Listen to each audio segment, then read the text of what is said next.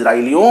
कैसा प्रधानमंत्री तुम लोगों ने चुना जो अभी कब तक नथुने फुला के कह रहे थे कि युद्ध विराम का मतलब दुश्मन के आगे सरेंडर, हमास के आगे सरेंडर करना, कभी भी हम नहीं करेंगे। अब काहे बोलती बदल गई तुम्हारी।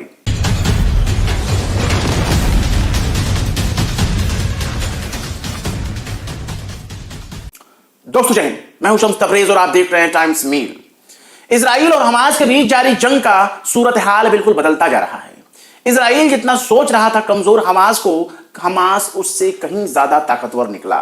और हमास जिस तरह से चुनौती दे रहा था कि इजराइल आए तो हम तो उनका स्वागत करेंगे, क्या ये जनाब एक बार कदम तो रखिए, कब तक छुपोगे खंबे की आड़ में, कभी तो मिलोगे भिंडी बाजार में। सेम वही किस्सा इस वक्त गजा की जमीन पर हो रहा है। और गजा की जमीन पर हमास इजराइल के सैनिकों को ललकार कर पुकार रहा है। लेकिन गजा में पैर रखना इजराइल के लिए इतना बड़ा मुसीबत बन गया है कि अब बड़े बड़े नेताओं की भाषा बदलने लगी है।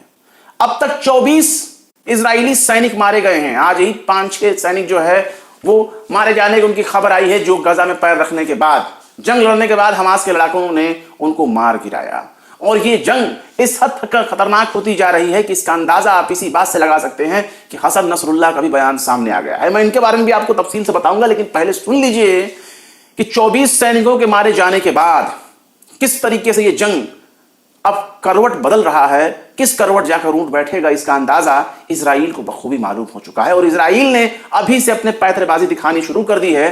24 सैनिकों के मारे जाने के बाद गजा में लैंड ऑपरेशन के दौरान जब से 24 सैनिक मर गए हैं आज के लेकर के, तब से वहां के प्रधानमंत्री की बोलती बदल गई, भाषा बदल गई, रक्षा मंत्री की टोन बदल गई। मतलब कि ताकत एक ऐसी चीज होती है कि अगर ताकत आपके हाथ में है, मुकाबला बराबरी का है, तो समझ लीजिए कि आप दुश्मन को कड़ा टक्कर दे सकते हैं और दुश्मन आपकी बातों को मान सकता है। इसका अंदाजा आप इसी से लगा लीजिए कि अब तक हमास का मतलब इजराइल की नजर में फलस्तीन के मासूम शहरी हुआ करते थे, फलस्तीन के मासूम छोटे छोटे बच्चे, औरतें, बूढ़े बुजुर्ग ये हुआ करते थे जिनको भूखे प्यासे मारने की पूरी कोशिश कर रहा है इजराइल। लेकिन अब जो उसका मुकाबला हो रहा है गजा में, वो एक ट्रेंड मिलिट्री से हो रहा है, एक सोल्जर से हो रहा है, फलस्तीन के सोल्जर से, जिसे पश्चिम दुनिया जो है आतंकवादी कहती है, फलस्तीन के लिए वो फ्रीडम फाइटर है। हमास अपने आप में एक सैनिक है और सैनिक के तौर पर जिस तरह से वो कड़ी टक्कर दे रहा है इजराइल को, इजराइल इस बात को समझ रहा है कि उसकी लड़ाई फलस्तीन के छोटे छोटे मासूम निहत्थे बेगुनाह बच्चों से नहीं है, बल्कि उसकी लड़ाई हमास के उन जंगजुओं से है, उन लड़ाकों से है जो उसको मारकर फैला देंगे, जो उसको बुरी तरीके से टक्कर दे रहे हैं। जहां पैर रखने से पहले इजराइल को अपनी दुर्दशा के बारे में सोचना पड़ रहा है। और अब हालात ये हो गए हैं कि इजराइल की भाषा बदल गई है, पूरी की पूरी इजराइल ही बदल गई है, उसकी बोलती ही बदलती नजर आ रही है। इजराइल अब कह रहा है कि अब आप हमारे बंधकों को छोड़ दो, बस युद्ध विराम हो जाएगा। अभी 24 घंटे के भीतर यह बयान बदला है।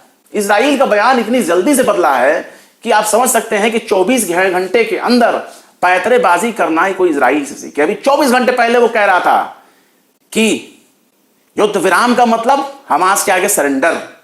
प्रधानमंत्री बेंजामिन नेतन्याहू कह रहे थे कि युद्ध विराम सीज फायर का मतलब ही है कि दुश्मन के सामने खुद को सरेंडर कर देना। लेकिन अब सरेंडर करने के लिए तैयार हो गए हैं, और सरेंडर करने के लिए तैयार ऐसे हो गए हैं कि कह रहे हैं कि भैया हमारे जो हॉस्टेजेस आपने बना के रखे हैं 240 के करीब में है, उनको आप रिहा करो, हम युद्ध विराम कर देंगे, हम युद्ध विराम पर तुरंत तैयार हो जाएंगे, युद्ध विराम के लिए बात करना शुरू कर देंगे। ये बात सिर्फ बेंजामिन नेतन्याहू नहीं बोल रहे, ये बात वहां के रक्षा मंत्री भी बोल रहे हैं।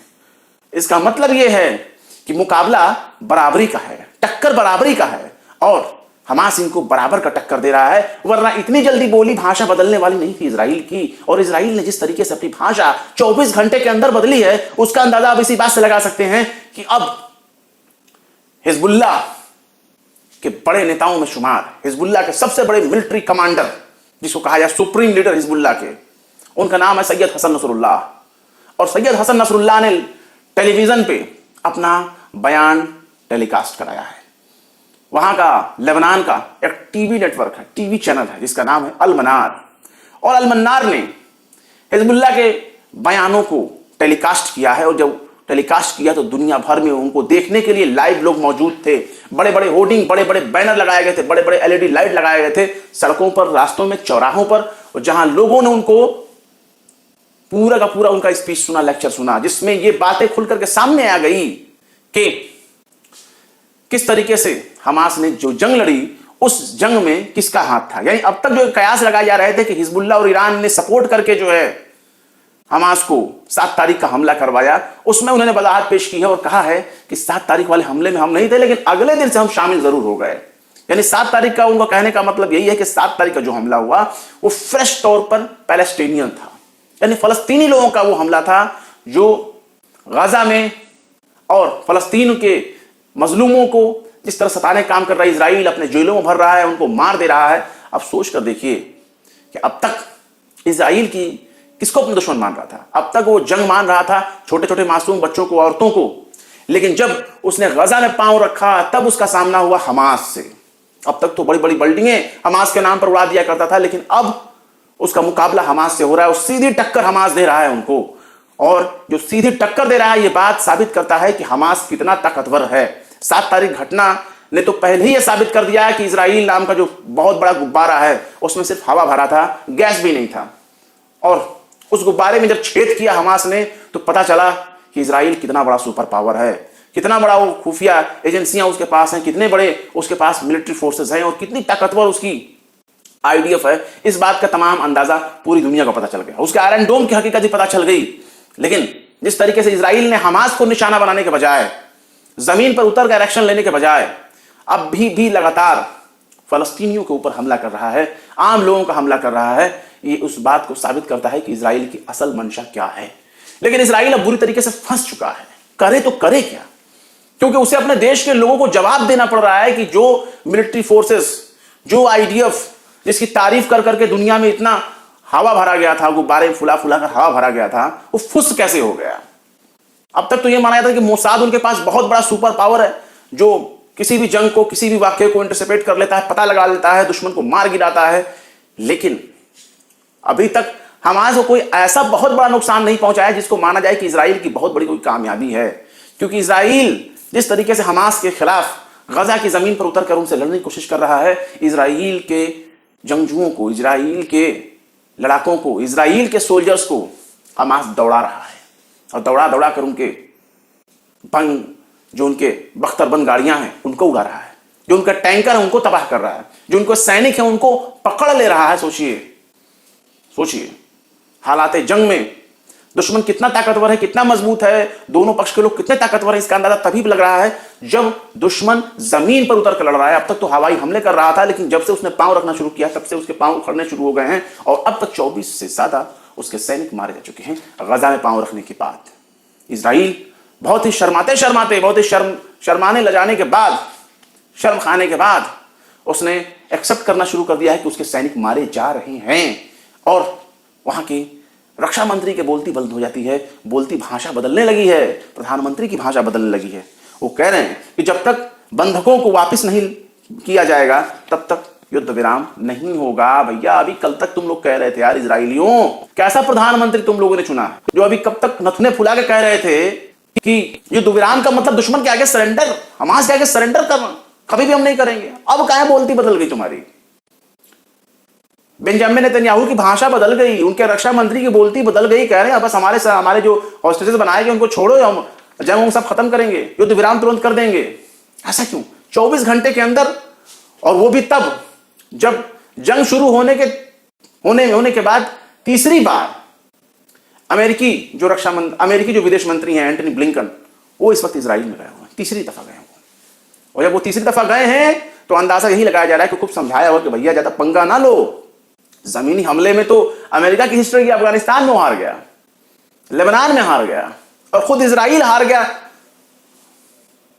वियतनाम में हार गया, और खुद इजराइल हार गया लेबनान में हिजबुल्लाह के लड़ाके उसको पहले भी, इतिहास गवाह है, उनको पहले भी खदेड़ कर भगा चुका है और इजराइल को कदम पीछे हटाने पड़े। लेकिन जब हिजबुल्लाह के चीफ हसन नसरुल्लाह का टेलीविजन पर बयान आया, उसके बाद से ही हालात बदलने लगे हैं, उसके बाद से ही सब कुछ नजारे बदलने लगे हैं। और इस बात को समझने में अब देर नहीं लग रही है कि अगर इजराइल ने झटपट इस जंगबंदी को एक्सेप्ट न किया, तुरंत किसी न किसी बहाने अगर जंगबंदी सीज फायर नहीं किया, तो इससे लेने के देने पड़ जाएंगे। और ये जंग इजराइल के लिए बहुत बड़ी गलती साबित होगी, भूल साबित होगी। और जिस तरीके से हसन नसरुल्लाह ने सीधे अमेरिका को निशाना बनाया और कहा है कि वो अमेरिका से डरने वाले नहीं है, और गजा में जो भी मानवीय त्रासदी हो रही है, जो भी आम नागरिकों को मारा जा रहा है इजराइल की तरफ से, उसके लिए अमेरिका जिम्मेदार है और अमेरिका ये करवा रहा है। इसके बाद हालात बदल गए।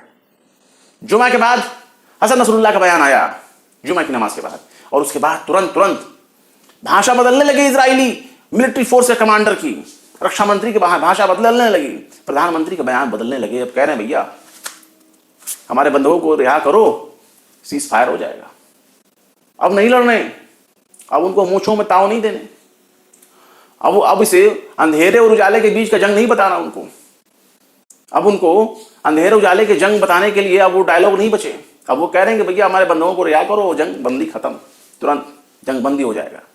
मतलब जब दुश्मन आपके टक्कर का हो, दुश्मन आपके मुकाबले पर खड़ा हो, जब दुश्मन आपकी छाती पर चढ़कर अपना नेजा सीने में उतार दे रहा हो, खंजर उतार देने की ताकत रखता हो, तब इजराइल जैसे देश को समझ में आ रहा है कि हमास जैसा एक छोटा सा हथियारबंद संगठन इनको कितना नुकसान पहुंचा सकता है।